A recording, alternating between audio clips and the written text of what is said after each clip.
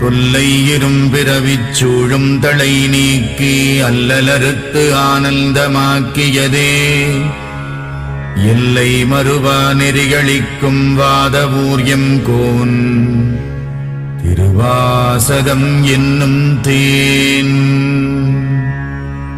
நமச்சிவாய வாழ்க, நாதந்தாள் வாழ்க, இமைப்பொழுதும் என் நெஞ்சில் நீங்காதான் தாழ்வாழ்க.